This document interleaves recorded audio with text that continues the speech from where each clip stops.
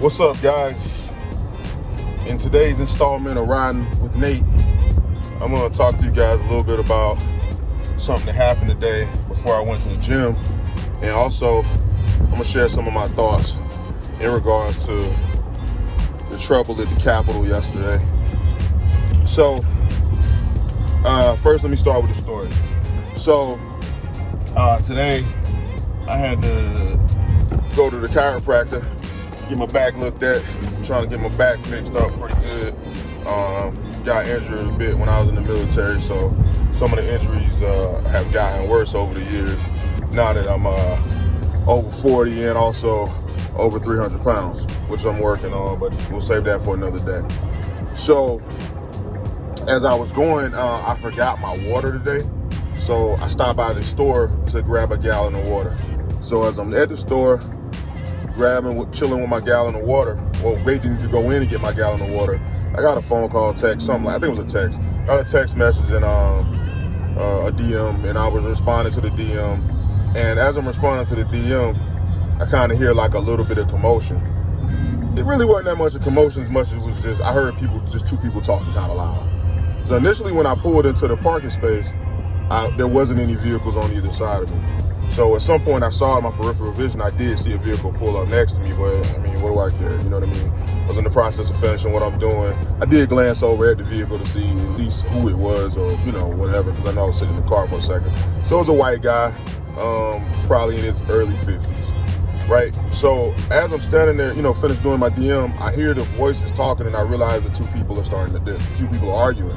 I glance up and I see the white guy that was in the truck is arguing with a young black guy. Black guy looked like he was probably about 25 maybe, 24, 25, something like that, something young. So what really got my attention was the young guy, the black guy, basically went and stood in front of the white guy's vehicle. Not his vehicle, stood in front of his driver and passenger door. And I heard him saying, "I'm not letting you get in there. I don't know what you have in there." All right, now you got my attention. Because as soon as I finished my DM, I was actually about to conceal my weapon and get ready to go in the store and do what I needed to do. So now I'm actually getting out the vehicle now, concealing my weapon, and making sure I got my concealed carry card with me. I always have that with me every day. I carry my weapon because I don't need no problems. And I'm starting to listen to their conversation. So apparently the young guy, the black guy, was like walking across the parking lot from paying gas, and I guess the white guy was pulling his vehicle into the parking spot. I don't know if he saw the black guy or if the black guy just wasn't walking fast enough, because I do know that sometimes I'm pulling in a spot now, people kind of taking their time walking through the parking lot. But however it happened, apparently the white guy almost hit the black guy. So I'm looking at both of these guys, kind of analyzing them a little bit. The white guy looks like a older, blue collar, white dude in the South. You know what I mean?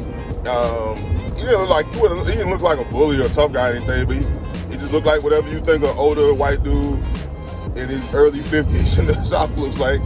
And the black guy looked like a young black guy from South Florida, and I assumed, I just looked at him, he looked like he's from South Florida. I'll explain that later in another video.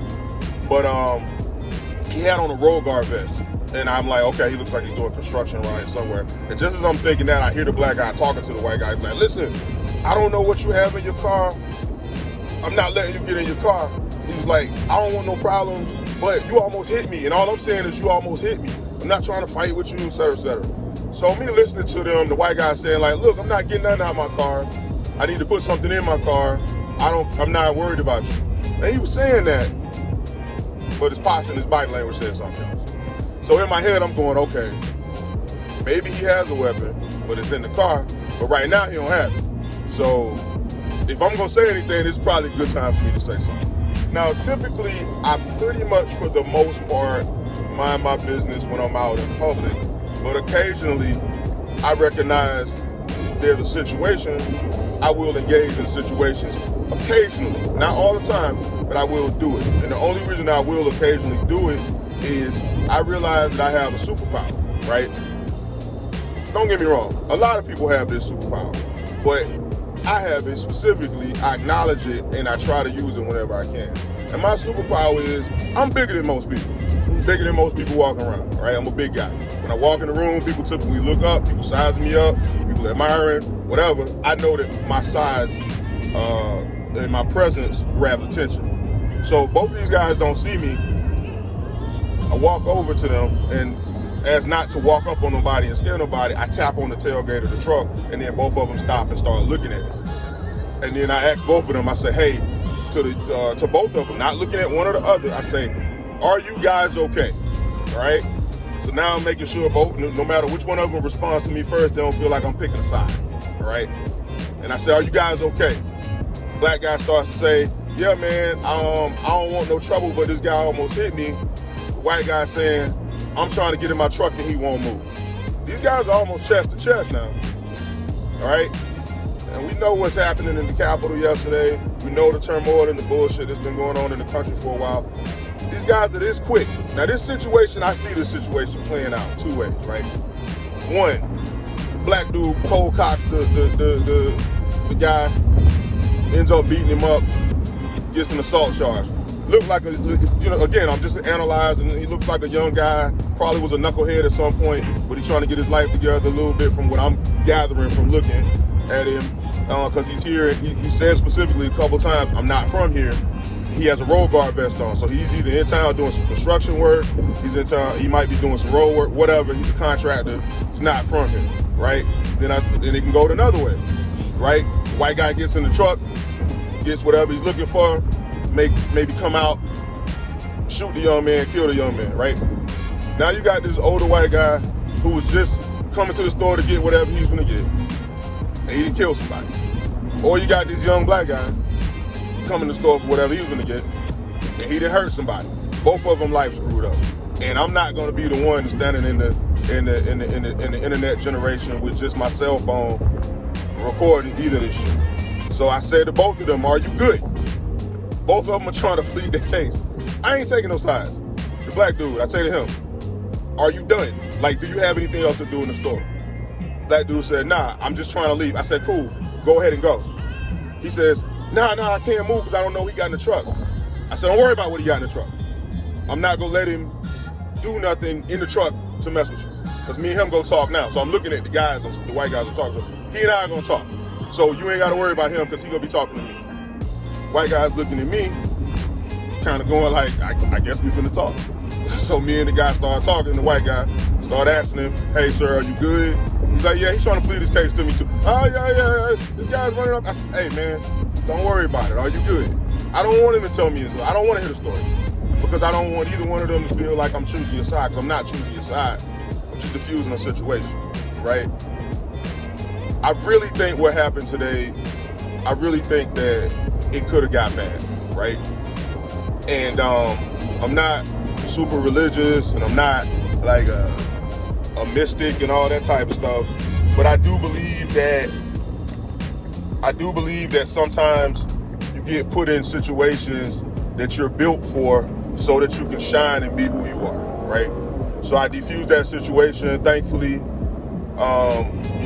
For another video, another time, we can talk about whether or not, what I was prepared to do and what could have happened. But right now, all I want to talk about is what we need to do collectively as a country, and what we need to do more as just being overall good people to kind of diffuse most of the crap that's going on within our communities, within our cities and our states and our country. For the ones who have been following me for a long time, I just relocated from the DC metro area and relocated to Jacksonville, Florida. I lived in the DC metro area, or the DMV as we call it up there. I lived up there for 18 years. And the DMV, the DC metro, it was good to me. I learned a lot, I met a lot of people, I did a lot of things. I worked for the federal government since I was 18 years old. I joined the military, got out of the military, and then I moved to the DC metro area and became a defense contractor, working for several of the bigger defense contracting companies in the country. So I've been in the government and for a long time, other than when I left. And to be honest with you, if my photography business doesn't go, the way I want it to, I still might return back to the federal government as a defense contractor. Could be going overseas doing stuff. Could be working in the Jacksonville, Tampa area. Could go back to the DMV. I don't know. But the point that I'm trying to make with you guys is this is something that I did for a really long time, and I take my service to the country, with the country. I take it pretty serious, right? I don't want to seem all preachy. So I'm going to try to keep this video really short because we already kind of pushing the 10-minute mark, and I'm not going to edit this, cut it, chop it, or anything. Throw my logos on it, and this is what y'all going to get. Guys, most of what's going on with us in this country is stuff that we can fix. If people put their pride to the side and also be realistic and analytical and just be downright honest with ourselves, right? And if you want to get even deeper, for the ones of you guys who are really super religious, practicing most of your religions, whether Christianity, Judaism, whatever you practice it all says be good to each other. It says be good to each other. I'm so disgusted with so much stuff, man. I see so much crap on collectively across the board on things that can just be fixed by people just simply choosing to be good and kind to each other. I've lived in other countries for an extended period of time, and I'm gonna tell you something. They think we idiots.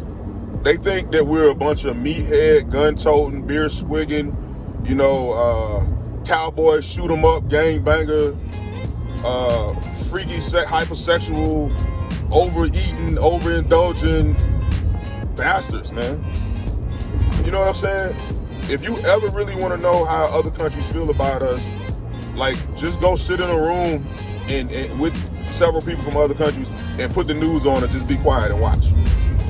And I know that the tough guy American and most of y'all watching this video right now is probably going, I don't give a damn what the hell they think about us. They want some, come get some. Man, sit your dumb ass down. You can't fight everybody, man. You can't win every fight. You're not going to always have... The thing is, everything doesn't have to resort back to violence. Some things just have to resort back to keeping it real. And I'm going to keep it real right now. I voted Democrat for the last couple of elections, but truth be told, I was looking at voting Republican for some of those same elections. But I did what you're supposed to do, which is supposed to look at the candidates, assess, figure out who blah, blah, blah, who meets your goals and agendas, this, that, and the third, and that's how you're supposed to cast your ballot. And that's what I did. In the last couple times I voted, I felt like the Democratic candidate would better handle some of the issues that I had. Was I 100% sure on it? No. But I tried to do what I thought was the right thing to do. I don't want to have a debate about whether Dems are better than Republicans and independents and all of that. I just want to share with you in this video, I just want to say to you, we can diffuse most of the bullshit if we just keep it honest and 100 with ourselves. If you're just honest with yourself, then most of the crap that we're dealing with in this country we won't have to deal with. You know how you want to be treated. You know how you want me to treat your daughter if I ever bump into your daughter. You know how you want me to treat your mom if I ever was to bump into your mom. That's what I want for you. I want you to treat my daughter with respect. I want you to treat my mom with respect. I want you to respect my sons the same way you respect your sons. And right now, I'm not talking to black people, white people. I'm talking to all of y'all that support my channel, because a lot of y'all support my channel from different backgrounds, cultures and creeds and all of that good stuff. Be realistic, man. Make this the country that you want to live in. Shut your mouth. Shut your mouth, man, and use some action, man. Do something. Do something. 99% of y'all complaining about this country, you're not giving any service to try to make it any better. You're sitting your ass on the internet and just watching a bunch of stuff and just intaking a bunch of BS, and you're not really trying to do anything about it besides crying, screaming, whining, and complaining. What have you done for your city? What have you done for your neighborhood? What are you consistently doing for your country? And even if you served the military, if you served in the military, I served in the military. If you served in the military and you served in the military 20 years ago, thank you for your service. But in all honesty, if you're a good soldier, if you're a good Marine, if you're a good sailor, if you're a good airman, if you're a good Coast Guard person, If you're a good, service member, if you're a good, just a person, your service doesn't end when you ETS. It really doesn't end, because all the stuff that you gained and learned while you were serving your country, you're supposed to take back and make your community better. You're supposed to take it back and make, a better place for us all to live in. Sitting around screaming, bitching, and arguing is not gonna fix anything. And I'm gonna tell you, if you knew me from about 2003 to about 2009, I was ready to argue, debate, fuss, fight, yell, and a couple other expletives about anything. I was just rowdy, man. I was just rowdy. But I'm a different person now. I got daughters, I got sons. I want to leave something. I want to leave a legacy that can be respected, at least at minimum, by my family and by my community. So if you stayed with me through this video, through the whole 16 minutes or whatever it's going to end up being, I thank you. But I'm personally challenging you to stop whining, to stop crying, and make the country that you want it to be. You're not going to be able to, if you're a MAGA person, you're not going to be able to change this country by screaming, yelling, and threatening. We can have a debate another time about why the country is the way it is. I don't even really want to talk about that right now. If you're a Black Lives Matter person, I love you all. I support you all, but I don't support some of the ways that organization is run. That organization seems to have a lot of hidden agendas, all right? And for those of you that might have said something like to the effect that I said I love Black Lives Matter, maybe I didn't say I love the MAGA people. Look, man, I care about everybody who wants to make this place a better place, right? But let's not be funny here. Like, let's keep it 100. Let's stay focused. We can make this collectively across the board a better country. But it starts by service, doing something. Get up and do something. Get your ass up. Go pick up the trash in your neighborhood. You know what I mean? If you're a MAGA person, a Make America Great person, if that's your allegiance, I challenge you to go in the inner city and peacefully interact with people of color and give them something different to see that might help them deal with some of the hurt and pain that they've been. Then to give them something different to see that might help them deal with the pain and some of the mistrust that they have in the government because of things that happened to them in the past. If you're a person of color, go into some of the rural communities if you can go there and be welcomed in and talk to them people, man. Interact with them people, man. Go hunting with them people. Go hunting with them folks, man. Spend some time with them. The ones who are receptive to having the conversation with you. So anyway, I'm gonna get off my soapbox, man. I just want y'all to understand that it don't have to be this way. It doesn't have to be this way. I believe in peace, but I'm prepared for war. We can be peaceful without having to be fighting each other all the time. So that's all I have to say, man. Y'all have a good day, man. Courage and confidence. Take care.